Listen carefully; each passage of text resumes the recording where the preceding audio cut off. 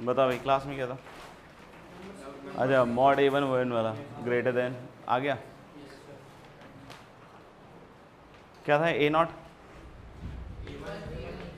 A1 था, A1 से था 0।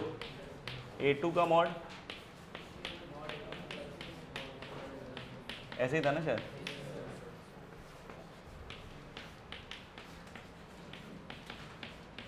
और क्या प्रूव करना था कि जो अर्थमेटिक मीन होगा A1 से AN तक का, यही ना, इज नॉट क्या बोल रहा था,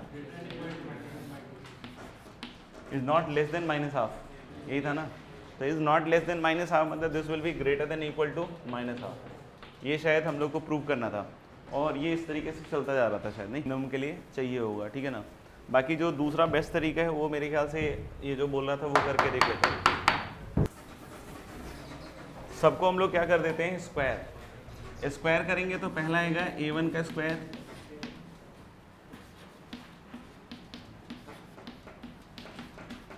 ये प्लस माइनस के कारण लफड़ा बहुत पड़ रहा है तो अपन सबको क्या कर देते हैं, रिलेशंस को स्क्वायर, सारे रिश्तों को स्क्वायर कर दो।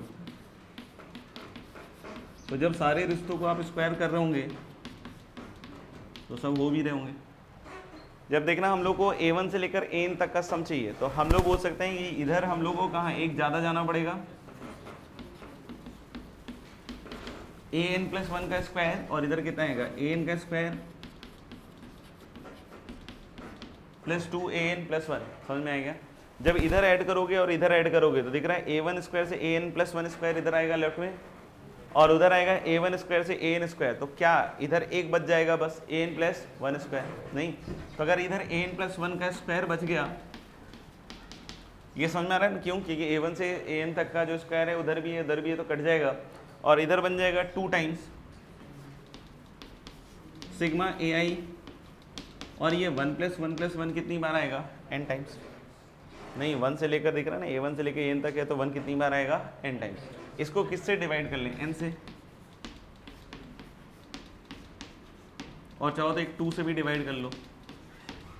नहीं तो हेलो बोलें कि इधर क्या बन जाएगा, sigma AI upon n, i equal to 1 से n, एंड इस दिस इज इक्वल टू कितना, इसको इधर ले आओगे तो minus half plus AN plus 1 का square that is the positive quantity upon 2n, 2n भी पॉजिटिव है तो ये further greater than equal to क्या हो जाएगा, माइनस हाफ। तो यहाँ से हम लोग बोल रहे हैं क्या कि ये माइनस हाफ से क्या हो जाएगा, बड़ा। लिख लिया? लिख लिया तो नेक्स्ट सेटिंग लिखिएगा क्या, ज्योमेट्रिक प्रोग्रेशन, ठीक है। तो ज्योमेट्रिक प्रोग्रेशन लिखना, पहले तो डेफिनेशन उसका लिख लेते हैं। It is a sequence, it is a sequence in which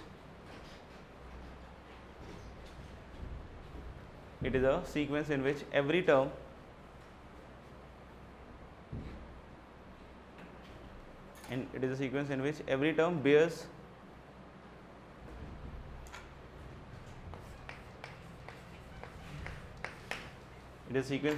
term bears same constant ratio. It is a sequence in which every term bears the same constant ratio with its immediately preceding term.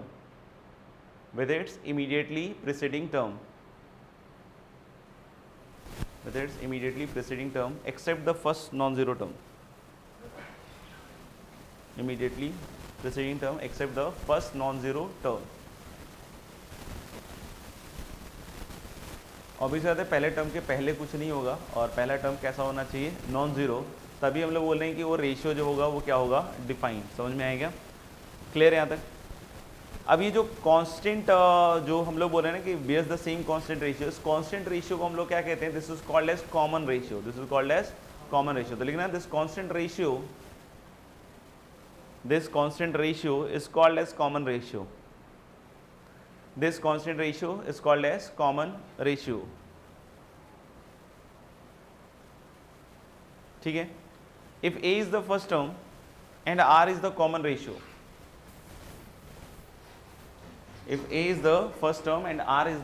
ratio, then the standard appearance of the GP then the standard appearance of the GP is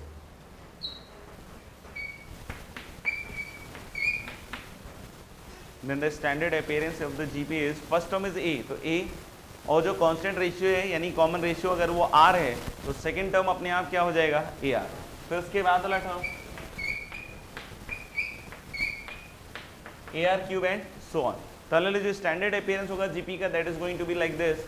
अब इसमें अगर कोई बोलता है what is the nth term,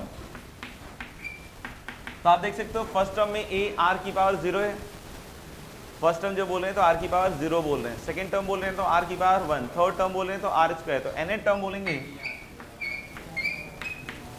a are की power क्या हो जाएगा n-1।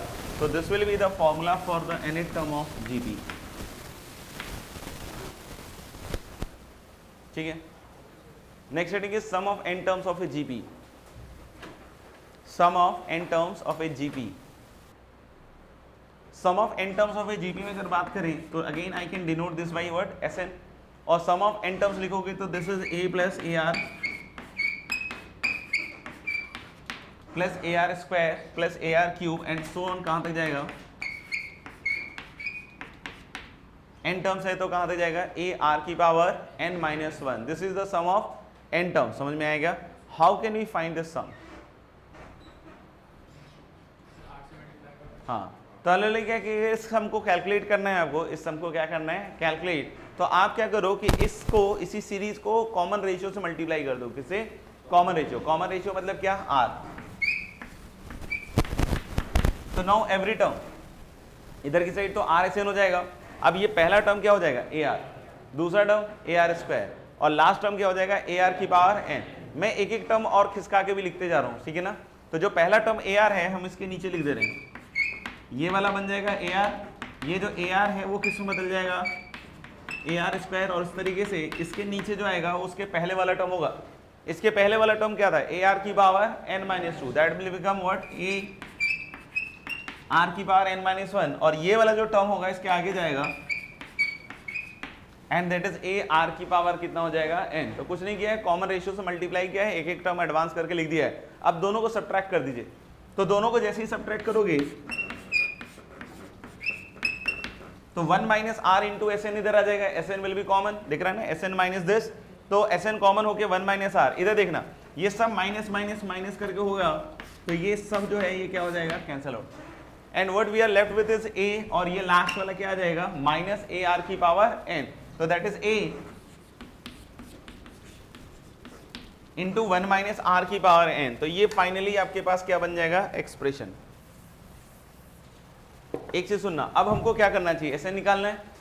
ऐसे निकालना है तो ये जो 1 माइनस आर है उससे डिवाइड करना पड़ेगा, लेकिन डिवाइड तभी हो पाएगा जब आर 1 के बराबर ना हो, क्योंकि अगर आर 1 हो गया तो 1 माइनस आर तो डिवाइड कर ही नहीं सकते हो ना। तो यानी हम लोग बोल रहे हैं कि अब एक केस बना रहा हूं मैं, r is not equal to 1, and when r is not equal to 1 then I can calculate only S n from this formula. तो अगर आर 1 के बराबर नहीं है, समझ में आ रहा है क्या, तो एस एन देखना क्या हो गया,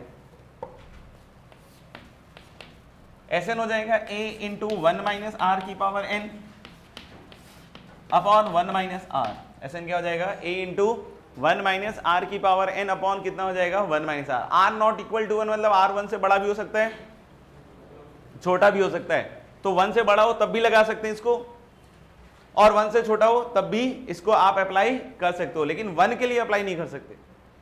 किसके लिए अप्लाई नहीं कर सकते? 1 के लिए अप्लाई नहीं कर सकते। 1 के लिए तुम डायरेक्टली वैल्यू निकाल सकते हो। 1 अगर आर हो गया तो क्या आप देख सकते हैं इस सीरीज में जितना भी टर्म है सब ए है। देखो ना, अगर आर 1 है तो इस सीरीज के जितने भी टर्म्स है all of them are what a a a. How many times it is coming? n times. तो r इक्वल टू 1 पे तो डायरेक्टली निकाल सकते हैं ना, कितनी वैल्यू आएगी na। नहीं, तो हम लोग बोल रहे हैं r इक्वल टू 1 वाले केस में this value is going to be what n times a। तो Sn के लिए this will be formula, sum of n terms के लिए दिस विल बी फॉर्मूला। समझ में आएगा? बहुत सारे बुक्स या बहुत सारे लोग r greater than 1 r less than 1 के लिए अलग अलग फॉर्मूला लिखते हैं, बट वो अलग नहीं होता है, वो सेम ही होता है। r ग्रेटर देन 1 के लिए वो क्या करते हैं कि इधर से माइनस निकाल लेते हैं और ऊपर लिख देते हैं a इंटू आर की पावर n-1 अपॉन r-1, तो सेम ही हुआ ना। समझ में आ रहा है? तो r1 नहीं हो तो ये हमेशा आप लगा सकते हो, अगर r1 के बराबर हो तो आपके पास सीधा आंसर कितने के बराबर आएगा, n इंटू ए। हो गया। नेक्स्ट हम लोग देख रहे हैं highlights of GP. Next we are talking about highlights of GP. Highlights of GP में जो एपी में एक पहला पॉइंट हम लोग लिखा था, क्या लिखा था कि हर एक टर्म को इंक्रीज कर दो, डिक्रीज कर दो, मल्टीप्लाई कर दो, डिवाइड कर दो by a non zero number के, तो जो रिजल्टिंग सीक्वेंस होगा वो भी एपी में होगा। समझ में आएगा। लेकिन यहाँ पे हम लोग बोल रहे हैं वो जोड़ने और घटाने वाला खेल खत्म है कि अगर एक सीक्वेंस ऑलरेडी जीपी में है, if a sequence is already in GP, तो उसके हर एक टर्म को मल्टीप्लाई कर दो या डिवाइड कर दो by a fix non zero number. समझ में आएगा। तो जो रिजल्टिंग सीक्वेंस होगा वो अभी भी किस में होगा, जीपी में। अगर हम लोग बोले कि there is a sequence a1 a2 a3 till an and if multiply each term by k, अगर हम हर एक टर्म को किससे मल्टीप्लाई करते हैं, k, या फिर हम हर एक टर्म को डिवाइड करते हैं बाई k, तो ये जो रिजल्टिंग सीक्वेंस होगा, this resulting sequence will be also in GP. क्या कॉमन रेशियो चेंज होगा इस बार? नो, क्योंकि जैसे ही डिवाइड करोगे तो k तो अपने आप क्या हो जाएगा, कैंसिल हो। तो लिखना if we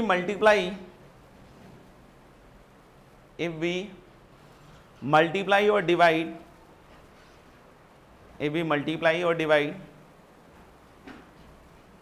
if we multiply or divide each term of a GP, if we multiply or divide each term of a GP by a fixed non-zero number, if we multiply each term of a GP by a fixed non-zero number, then the resulting sequence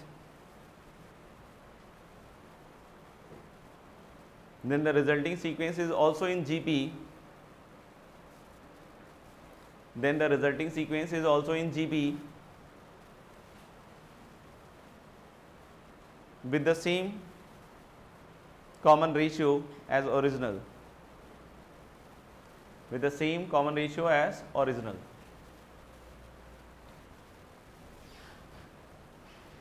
ठीक है सबके लिए। और बाकी इसको मैंने explain कर दिया इधर। सेकेंड पॉइंट फिर से वैसा ही है जैसा हम लोगों ने वहां पे देखा था कि अगर तीन नहीं कंसेक्यूटिव टर्म्स जैसे वहां एपी में ले रहे थे, अब क्या बात कर रहे हैं, तीन कंसेक्यूटिव टर्म्स किस में ले रहे हैं, जीपी में। तो how can we take those three terms, तो we can take those three terms as, नहीं हम लोग बोलेंगे that three terms can be taken as a upon r, a and ar, क्योंकि जैसे वहां सम का डेटा दिया रहता था, यहाँ पे जीपी में जनरली प्रोडक्ट का डेटा दिया रहेगा। आपको समझ में आएगा। तो अगर तीन कंसेक्यूटिव टर्म्स कभी भी जीपी में लेना है, you can take like this, what is the common ratio of this, r, देख लो ना एक बार, कॉमन रेशियो क्या है, r। तो अगर पांच टर्म लेना होगा आपको तो क्या करोगे आप, एक टर्म इधर लिखोगे और एक टर्म उधर लिखोगे, मतलब एक टर्म इधर क्या लिखोगे, a बाई आर स्क्वायर, और उधर क्या लिखोगे, ए आर स्क्वायर। तो अगर पांच टर्म लेना हो कंसेक्यूटिव जीपी में तो इधर a बाई आर स्क्वायर आ जाएगा, इधर कितना आ जाएगा, ए आर स्क्वायर। तो कभी भी odd number of consecutive terms GP में लेना हो, odd number of consecutive terms GP में लेना है तो always you can use this. पांच लेना है तो एक इधर, सात लेना है तो दो इधर दो उधर। समझ में आएगा कि कॉमन रेशियो आपको पता है। तो लिखना three consecutive terms in a GP, three consecutive terms in a GP can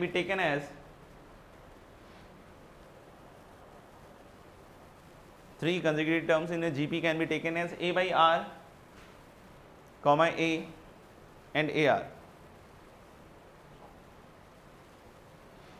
ठीक है। फिर आगे अगर कभी चार कंसेक्यूटिव टर्म्स लेना हो जीपी में तो that can be taken as a upon R cube, a by R, A R, और कितना हो जाएगा, ए आर क्यूब। 6 लेना हो, 8 लेना हो, हमेशा इसका यूज कर सकते हैं। यहाँ कॉमन रेशियो याद रखना क्या है, आर स्क्वायर। तो लिख सकते हैं आप 4 consecutive terms in GP can be taken as a by r cube, a by r, ar and ar cube।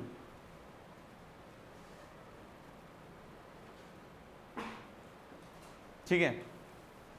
अगर कोई सीक्वेंस जीपी में हो, और साथ ही साथ उसके टर्म्स कैसे हो, पॉजिटिव, नहीं कोई सीक्वेंस अगर किस में हो, जीपी में हो, साथ ही साथ कैसा हो, टर्म्स पॉजिटिव, तो उसका जो लॉग होगा वो एपी में आ जाएगा।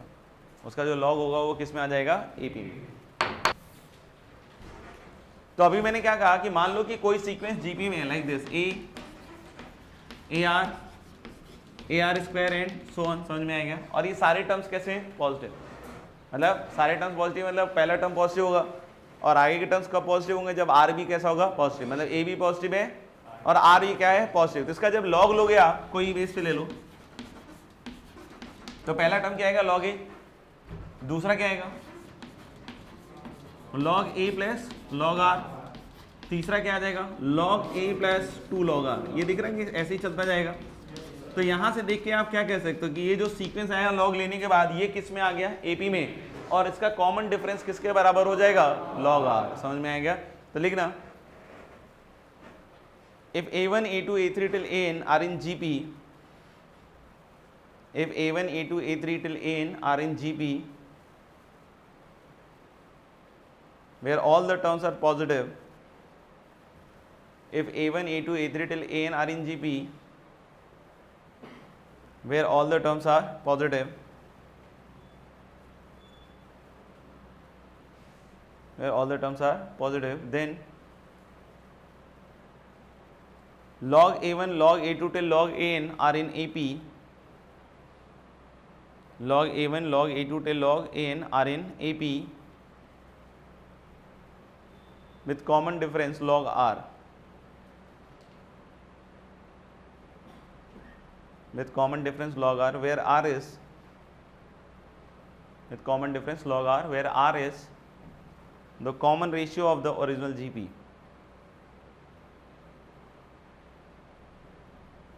R is the common ratio of the original GP. एक लास्ट पॉइंट और लिख लेंगे, if ABC are in GP, if ABC are in GP, then B square equals AC. If ABC are in GP, then B square equals AC. बहुत simple है। अगर ABC GP में है तो आई कैन से ना कि B upon A must be common ratio and C upon B must be common ratio, और दोनों क्या हो जाएंगे, इक्वल। और यहाँ से क्रॉस मल्टीप्लाई करोगे तो सिंपली क्या आ जाएगा, B square equal to AC। जैसे हम लोगों ने AP में भी सम ऑफ n टर्म्स देखा, GP में भी सम ऑफ क्या देखा, n टर्म्स, ठीक है ना। GP में हम लोग, सॉरी AP में हम लोग सम ऑफ इनफाइनाइट टर्म्स नहीं देख पाएंगे, क्योंकि नहीं देख पाएंगे मतलब ऐसे नहीं कि अपने आंखें नहीं है ऐसा कुछ, ठीक है ना, नहीं देख पाएंगे। सिंपल से रीजन है कि जो n है, if that is going to be large, तो n/2 into 2a plus n-1d, तो a और d तो फाइनाइट होगा, तो कुछ भी होगा तो ये जो सम होगा this is going to be a very large number. समझ में आएगा, यानी कि अगर n इन्फिनिटी जा रहा है तो सम भी किधर जाएगा, इन्फिनिटी। तो इस चीज को रीड करने, स्टडी करने से कोई ऐसा फायदा नहीं है, क्योंकि हमको पता है कि जब भी n इन्फिनिटी जा रहा होगा तो सम या तो इन्फिनिट, मतलब सम समझ में आ रहा है ना, किधर की तरफ जा रहा होगा, इन्फिनिटी। लेकिन जीपी में ऐसा नहीं है, हमेशा नहीं, जीपी में ऐसा नहीं है कि अगर हम नंबर ऑफ टर्म्स को इन्फिनिटी भेज दें तो सम हमेशा किधर चला जाए, इन्फिनिटी। हाँ, कुछ r के लिए ऐसा हो सकता है, जैसे r अगर 1 से बड़ा ले लो तुम कोई भी, जैसे r इक्वल टू 2 ले लो, नहीं r क्या ले लो, 2, तो a 4a, sorry a 2a 4a ऐसे चलता जाएगा। तो जब इसका सम लिखोगे तो a कॉमन आ जाएगा, और 1 से n तक का सम अगर लेते हो, मतलब n टर्म्स का पहले मैं सम निकाल रहा हूँ, समझ में आएगा, तो n इंटू जो भी है 1 2 4 जो भी सम आएगा, समझ में आएगा। तो दिख रहा है ना कि वैल्यू बढ़ती जाएगी। यहाँ से भी देख सकते हो कि r को अगर आपने 2 ले लिया तो ये नीचे तो फिक्स्ड, इधर भी फिक्स्ड, यहाँ 2 की पावर n आ गया, क्या आ गया, 2 की पावर n। तो अगर n इन्फिनिटी जाएगा तो 2 की पावर इन्फिनिटी तो किधर चला जाएगा, इन्फिनिटी जाएगा ना भाई, नहीं समझ में आया। और नीचे -1 है और यहाँ भी माइनस इन्फिनिटी जा रहा होगा तो माइनस माइनस क्या हो जाएगा, प्लस। लेकिन हर बार ऐसा नहीं होगा, जैसे मैं बोल रहा हूँ r हाफ ले लो आप, r क्या ले लो, हाफ।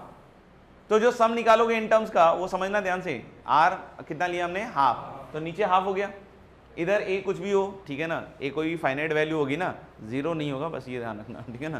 तो हमें बोलेंगे क्या कि a नॉन जीरो टर्म यहाँ पकड़े हुए आ गया, 1 माइनस हाफ की बार n। अब तुम n को बढ़ाओ, बढ़ाओ बढ़ाओ ना, तो हाफ की पावर n और बड़ा हो जाएगा,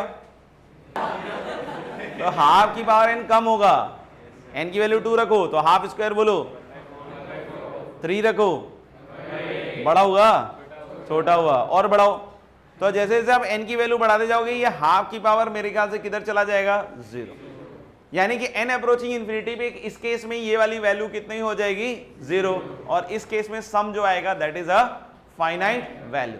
तो किस केस में हमको स्टडी करने में फायदा है, जब हम लोग बोल रहे हैं क्या, सुनना, जब हम लोग बोल रहे हैं क्या सम फाइनाइट आ रहा हो या सम कोई पक्की वैल्यू आ रही हो, समझ में आएगा। अगर नहीं बता पा रहे हो वैल्यू की क्या आ रही है क्या नहीं आ रही है, तो उस केस में भी हम लोग बोल रहे हैं स्टडी अपने को करने को कोई फायदा नहीं है। तो हम लोग बोल रहे हैं क्या कि हम फिर sum of infinite terms of GP देखेंगे अंडर अ फिक्स केस, जब r की वैल्यू -1 से 1 के बीच में, r की वैल्यू -1 से 1 के बीच में हो, क्योंकि 1 या 1 से बड़ी हो या -1 या -1 से छोटी हो तो आप बता नहीं सकते हो कि जो सम है वो कहाँ है, ठीक है ना। या फिर बताओगे तो बताओगे इट इज वेरी लार्ज, नहीं है, या फिर वेरी स्मॉल, समझ में आएगा, समझ में आ रहा क्या बोले जा रहा हूं। तो यानी कि हम लोग अब क्या डिस्कस कर रहे हैं, sum of infinite terms of GP. तो लिख लेना heading sum of infinite terms of GP. तो क्या लिखा हमने heading sum of infinite terms of GP, ठीक है ना। तो sum of infinite terms of GP में देखना कि हम लोग बोल रहे हैं क्या कि उसको चाहो तो तुम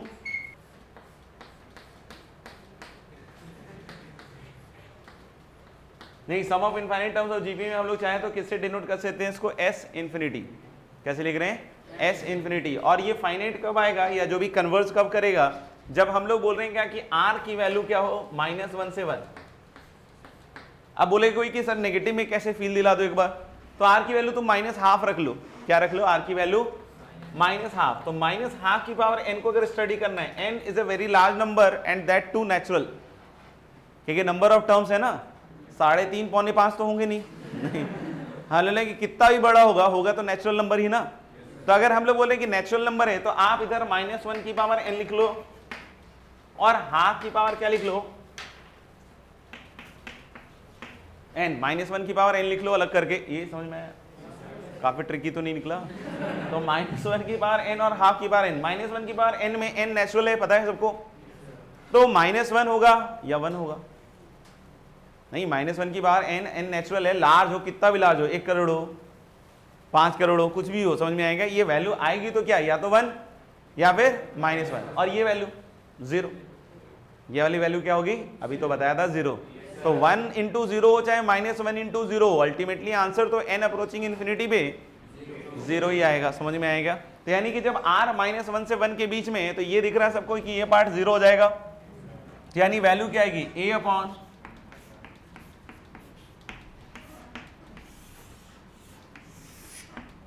1 - r, यानी sum of infinite terms of GP, नहीं, sum of infinite terms of GP. इसमें एक वर्ड यूज करते हैं हम, कन्वर्ज।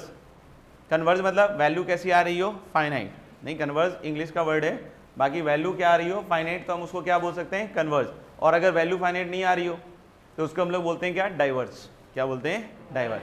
तो हम लोग बोल रहे हैं क्या कि sum of infinite terms of GP कब कन्वर्ज करेगा, जब r की वैल्यू किसके बीच में होगा, -1 से 1, और उस केस में s इन्फिनिटी की वैल्यू क्या आएगी, a अपॉन 1 - r। लिख लेना, बोलू, the sum of infinite terms of GP, the sum of infinite number of terms of a GP, the sum of infinite, the sum of infinite number of terms of a GP is 15,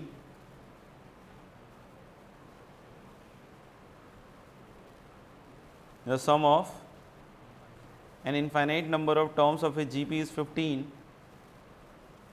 and the sum of their squares is 45, and the sum of their squares is 45. Find the series. The sum of an infinite number of terms of a GP is 15 and the sum of their squares is 45. Find the series. Simple है, sum of infinite terms of GP, तो a first term और r क्या मान लेते हैं, common ratio, तो कितना है 15, कितना दिया हुआ है, और फिर क्या लिखा हुआ है, सम ऑफ स्क्वायर्स, क्या लिखा हुआ है, सम ऑफ स्क्वायर। तो हर एक टर्म को स्क्वायर करोगे तो a स्क्वायर r स्क्वायर, मतलब ये भी तो जीपी में ही रहेगा ना, बस कॉमन रेशियो क्या बन जाएगा इसका, r स्क्वायर, और फर्स्ट टर्म क्या बन जाएगा, a स्क्वायर। तो a square upon 1 minus R square, ये कितना दिया हुआ है 45, हाँ, तो दिस इज 45।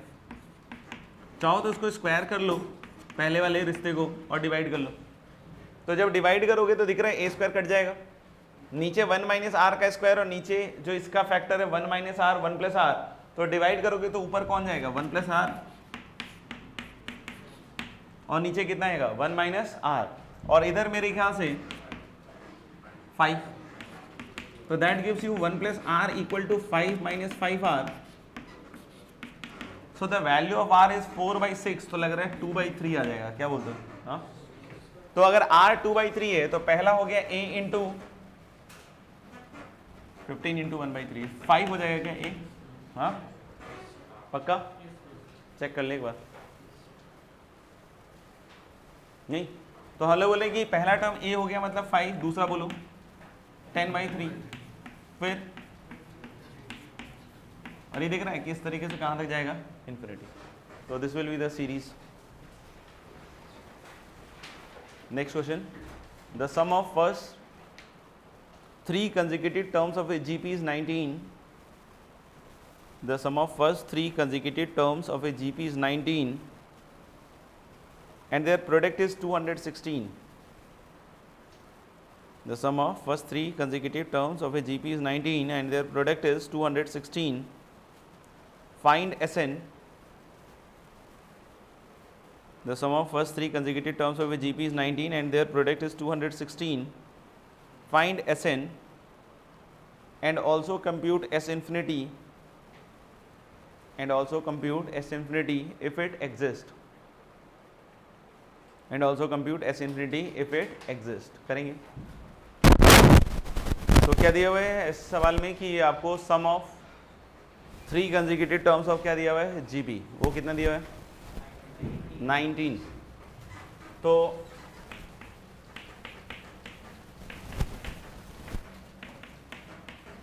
ये क्या दिया हुआ है 19 और क्या दिया हुआ है कितना 216,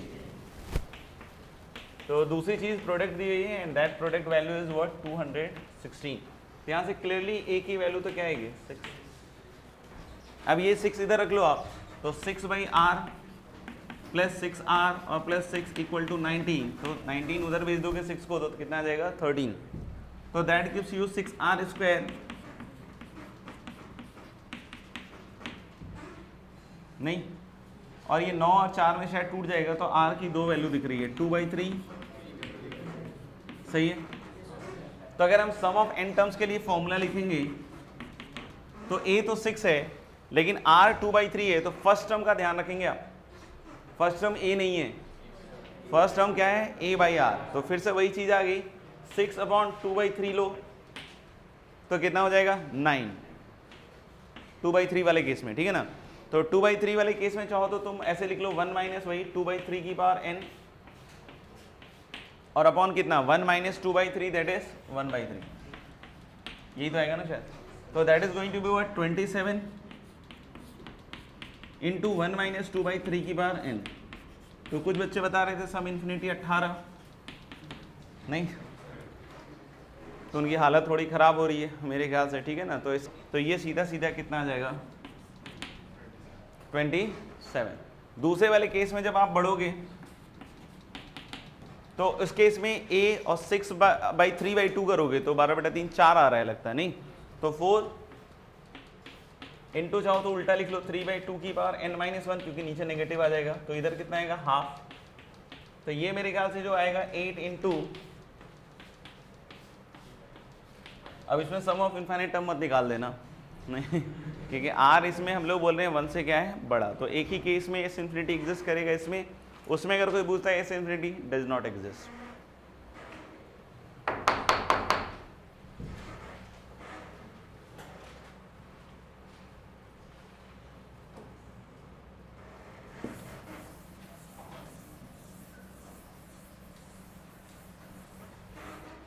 नेक्स्ट क्वेश्चन की तरफ चल रहे हैं, बोलो। If a1, a2, a3 and so on are in GP, a1, a2, a3 dot dot आगे, if a1, a2, a3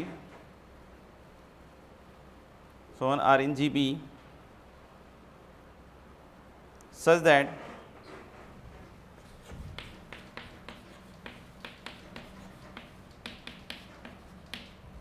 A1 plus A2 plus A3 equal to 13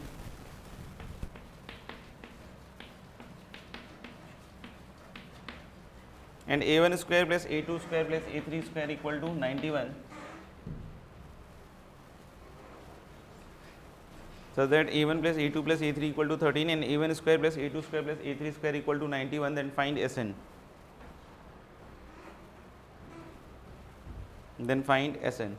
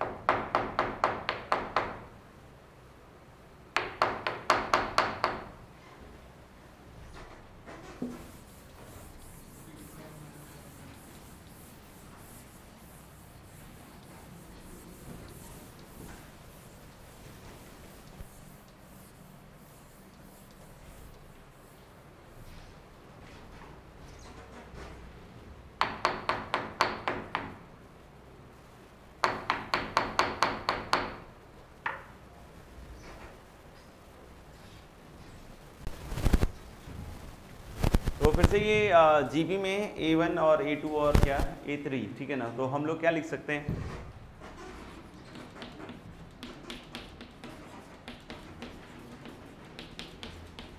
नहीं, और इसको क्या लिख सकते हैं आप, A square upon R square plus A square,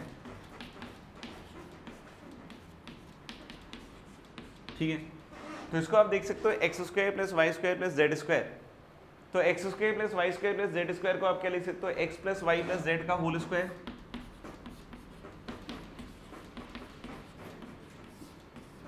X square plus Y square plus Z square को मैं क्या लिख रहा हूँ, एक्स प्लस, और भी तरीके से कर सकते हो, तुम्हारी मर्जी है, फैक्टराइज करके भी कर सकते हो एलसीएम लेके, ठीक है ना, वो भी चल सकता है। बाकी मैं क्या कर रहा हूँ, X square plus Y square plus Z square को क्या लिख सकते हो, X plus Y plus Z का होल स्क्वायर माइनस 2 टाइम्स कितना, एक्स वाई वाई जेड और जेड एक्स। तो एक्स वाई मतलब इन दोनों का प्रोडक्ट ना, मतलब ये दिख रहा है ना, ए बाई आर और ए ही तो है ना, और क्या है। तो एक्स वाई कितना आएगा, ए स्क्वायर, वाई जेड कितना आएगा, ए स्क्वायर, और फिर इन दोनों का क्या आ जाएगा, ए स्क्वायर। नहीं समझ में आया, and that is equal to कितना लिखा हुआ है, 91। ये समझ में आया, ये कैसे लिखा। तो X square plus Y square plus Z square is X plus Y plus Z का whole square, X Y 2 times Y Z और जेड एक्स। समझ में आ गया सबको। ये वाली वैल्यू पता है कितनी, 13। तो 13 स्क्वायर, एक ए कॉमन ले लो, अंदर वाला फिर से वही बन गया, A by R plus A R और प्लस क्या बन गया, A, that is going to be what 13 again, and that is 91। तो मेरे ख्याल से 26a, तो a इक्वल टू आ जाएगा 169 माइनस 91 अपॉन 26, कितना आ रहा है, हाँ 3, 78 है ना, हाँ ठीक है, कितना आएगा 3। तो मेरे ख्याल से a की वैल्यू अगर 3 आ गई तो फिर से आप चाहो तो यहाँ रख लो, तो ये बन जाएगा तुम्हारे पास 3 by R plus 3r equal to शायद 10 आएगा, नहीं तो 3r स्क्वायर माइनस 10r और प्लस 3 इक्वल टू 0, सही है ना। तो r की वैल्यू मुझे लग रहा है 3 एंड 1/3, सही है क्या ना, r की वैल्यू 3 एंड 1/3। तो a भी पता है, r भी पता है, तो फिर से वही है कि पहला टर्म ध्यान रखेंगे कितना है, a बाई आर, तो उसका ध्यान रखना। बोलो, find the 4 successive terms of a GP, find the 4 find the four successive terms of a GP of which the second term is smaller than find the four successive terms of a GP of which the second term is smaller than the first. Find the four successive terms of a GP of which the second term is smaller than the first. Of which the second term is smaller than the first by 35, and the third term is larger than the fourth. Find the four successive terms of a GP of which the second term is smaller than the first by 35, of which the second term is smaller than the first by 35, and third term is larger than the fourth by 560. And the third term is larger than the fourth by 560 करेंगे। तो इसमें बोल रहे हैं 4 consecutive term GP में है। कितने consecutive terms बोल रहे हैं? 4, और उसमें भी कुछ कंडीशन दिया हुआ है। तो चारों टर्म चाहो तो तुम वही मान लो, a अपॉन कितना are cube,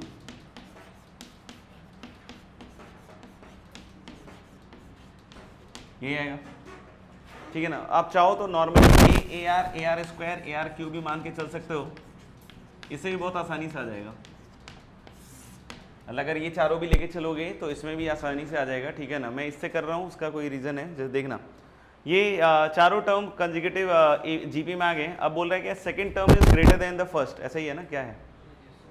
second term is greater than first, कितने से? 35, स्मॉलर ही रहते हो बस। तो सेकंड टर्म अगर स्मॉलर है देन फर्स्ट, तो कौन बड़ा हुआ? फर्स्ट। तो क्या लिखें? a upon R Q minus a upon R, कितना? ये पहली इक्वेशन होगी। दूसरा क्या बोल रहा है? थर्ड टर्म बड़ा है या फोर्थ टर्म? थर्ड टर्म बड़ा है, किससे? फोर्थ से। कितने से? 560। तो कितना लिखें? A R minus a r cube किसके बराबर है आपके पास? 560। इसका अगर एलसीएम लेते हैं अपन, तो a बाई आर कॉमन हो जाएगा या a बाई आर क्यूब, और अंदर क्या बनेगा भैया? 1 माइनस आर स्क्वायर आएगा ना। क्या ये गलत है क्या? और ये कितना है? 35। इसमें क्या कॉमन ले लूं मैं? ए आर, तो 1 माइनस कितना हो जाएगा? R square, that is 560। समझ में आएगा? अब इसको डिवाइड कर लो, तो डिवाइड कर लोगे तो इसको ऊपर रखना और इसको नीचे रखना, तो मेरे ख्याल से r की पावर 4 इक्वल टू 16, तो R square equal to plus minus 4। नहीं समझ में आया? बहुत सारे बच्चे वो भी समझ में आएगा। तो ये लोगे तो यहाँ पे कोई दिक्कत नहीं है, क्योंकि इसका कॉमन रेशियो क्या है? r। जब यहाँ आप पहुँचोगे तो मोस्टली बच्चे क्या करते हैं ना कि R square equal to -4 reject कर देते हैं, दैट इज रॉन्ग।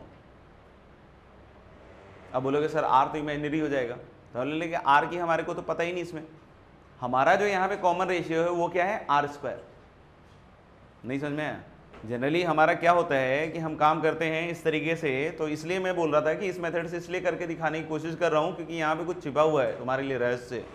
नहीं, रहस्य क्या है कि यहाँ तक आने के बाद बच्चे आर स्क्वायर इक्वल टू 4 का तो टॉलरेट कर देते हैं, और आर स्क्वायर -4 देखते ही मतलब बिदक जाते हैं, आर तो इमेजिनरी हो जाएगा। जबकि हम लोग बोल रहे हैं आर का तो कोई फंक्शन ही नहीं है, क्योंकि कॉमन रेशियो तो पॉजिटिव नेगेटिव दोनों हो सकता है, ये तो मानते हो ना, या ये भी नहीं मानोगे? अब तो पॉजिटिव है तो 4 तो हो ही सकता है, और नेगेटिव भी हो सकता है -4, क्योंकि R square is the common ratio. बात समझ रहे हो मैं क्या कह रहा हूं?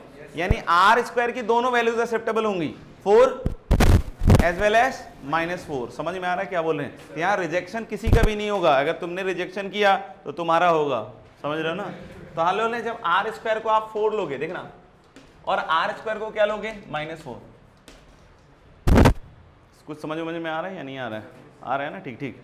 अच्छा देखना, तो बोले कि यहाँ पे जो a अपॉन आर क्यूब आएगा, जो कि शायद फर्स्ट टर्म है ना, हाँ देखना वो कितना आएगा इस केस में? बोल, आर स्क्वायर को 4 रख लेना भाई, रखना, तो -3, तो कितना आएगा?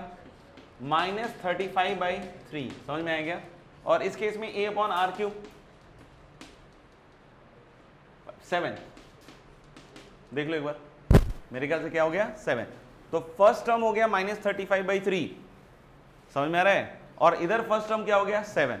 अगर कोई बोले इसका अगला टर्म बताओ सर, तो मैं बोल रहा हूँ इसका कॉमन रेशियो आर स्क्वायर है। समझ में आ रहा है मैं क्या बोल रहा हूँ? कॉमन रेशियो क्या है? R square. और फर्स्ट टर्म अगर 7 है तो दूसरा टर्म बोलो -28।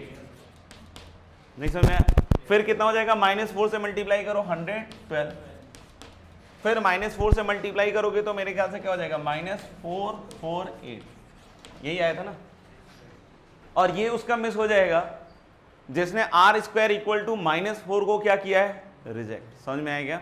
तो इसलिए आपको यहां पे ध्यान रखना पड़ेगा, कॉमन रेशियो आर स्क्वायर है, ले सकते हैं लेकिन रिजेक्ट नहीं करना है, बस ये चीज को ध्यान रखना है। समझ में आएगा? ऐसे ही दूसरे केस में भी निकाल ही लोगे तो -35/3 वाले केस में आर स्क्वायर 4 ले लेके मल्टीप्लाई करते जाओ, वही जो बोल रहे हो वही आ जाएगा। If pth, qth, rth, sth terms of an AP, if pth, qth, rth, sth terms of an AP are in GP, then prove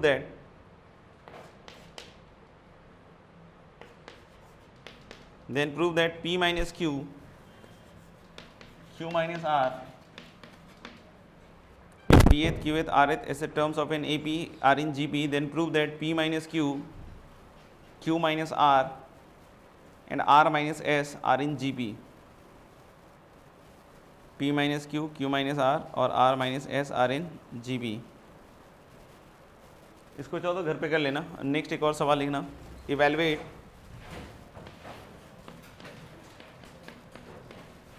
evaluate sigma R equal to 1 से n, evaluate sigma R equal to 1 से n, sigma S equal to 1 से n,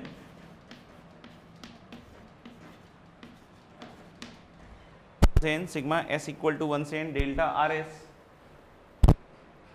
are s into 2 की power r 3 की power s into delta r s into 2 की power r into 3 की power s, where delta r s equals 0 और 1। 0 कब delta r s की value होगी? जब r और s सफिक्स इक्वल नहीं होंगे। और 1 कब वैल्यू होगी? जब r और s क्या होंगे? सेम। ज्योमेट्रिकल मीन शेडिंग क्या लिखेंगे? Geometrical mean. जैसे हम अर्थमेटिक मीन के बारे में क्या कहते थे?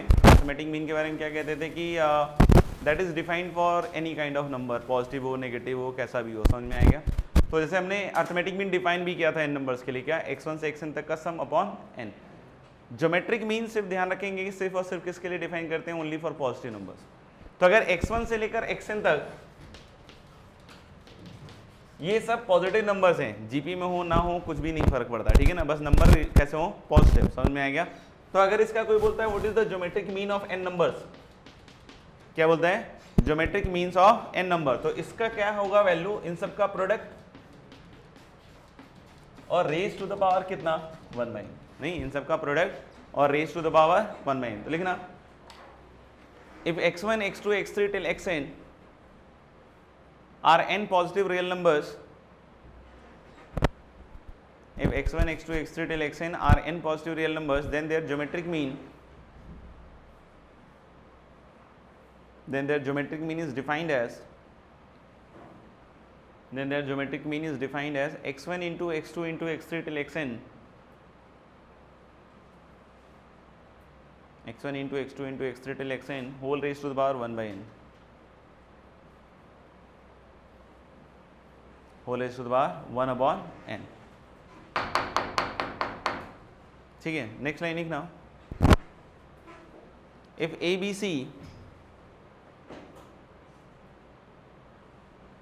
ABC are 3 positive real numbers in GP, if ABC are 3 positive real numbers in GP, then the middle term B is the geometric mean, then the middle term B is the geometric mean, then the middle term B is the geometric mean of A and C, that is B equals root under AC। अगर ABC 3 number है आपके GB में, नहीं तो we all know B square equal to कितना हो जाएगा ए सी।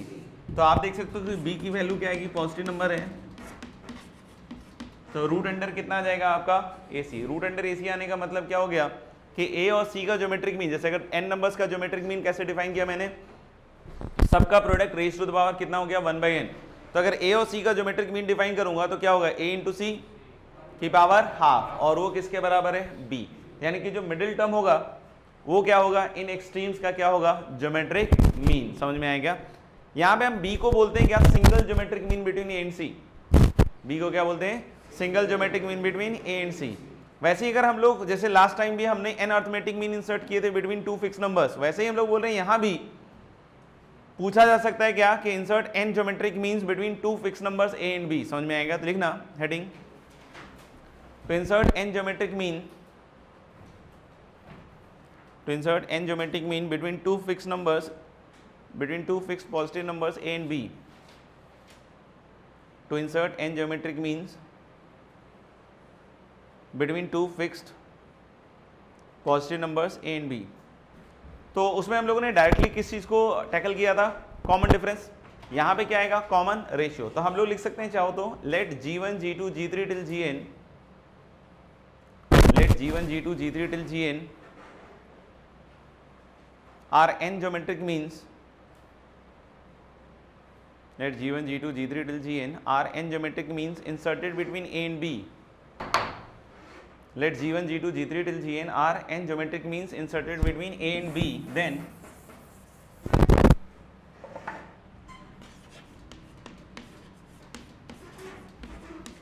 a g1 g2 g3 and so on till क्या gn and then b must be in gp।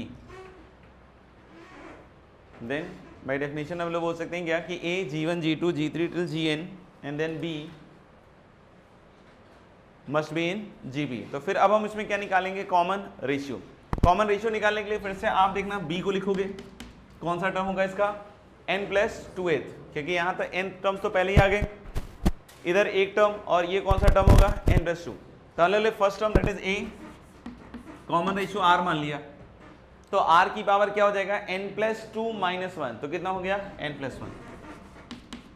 तो यानी कि r की वैल्यू क्या आएगी आपके पास b/a whole raise to the power 1/, r की वैल्यू क्या आ जाएगी b/a whole raise to the power 1/n+1। यहां तक सबको क्लियर हो गया। अगर ये आ गया तो g1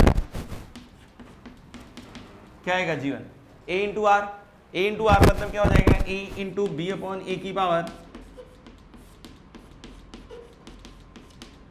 a इंटू b/a की पावर कितना आ जाएगा n+1। समझ में आ रहा है क्या। ऐसे ही अगर g2 निकालोगे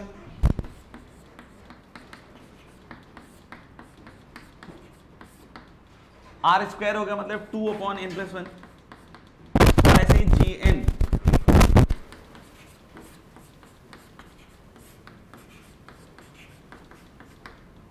a इंटू b/a की पावर कितना हो जाएगा n/n+1। तो this is how you can evaluate g1 से लेके कहां तक gn तक। ठीक है, जैसे याद हो तो अर्थमेटिक मीन में हम लोगों ने एक चीज लिखी थी क्या, सम ऑफ n अर्थमेटिक मीन निकालने के लिए we need not find the n arithmetic means, this is just n times the single arithmetic mean between the two numbers that is a and b। समझ में आ गया। तो जैसे हम वहां सम की बात करते थे, यहाँ किसकी बात करूंगा मैं प्रोडक्ट, कि अगर आपको product of n geometric means निकालना है, क्या निकालना है product of n geometric means, तो इसके लिए ज्योमेट्रिक मीन निकालने की जरूरत नहीं है। You can directly right the product of n geometric means likewise, जैसे हम अर्थमेटिक मीन में बोल रहे थे वैसे यहाँ प्रोडक्ट की बात कर रहे हैं। तो product of n geometric means किसके बराबर होगा nth power of the single geometric mean between A and B. नहीं समझ में आया, nth power of single geometric mean between A and B. तो लिखना product of n geometric means, product of n geometric means is equal to nth power, product of n geometric means is equal to the nth power of the single geometric mean, nth power of the क्या लिखा single geometric mean between a and b, between a and b। अगर कोई proof देखना चाहे तो simple है, इन सबको product में लिखना है आपको।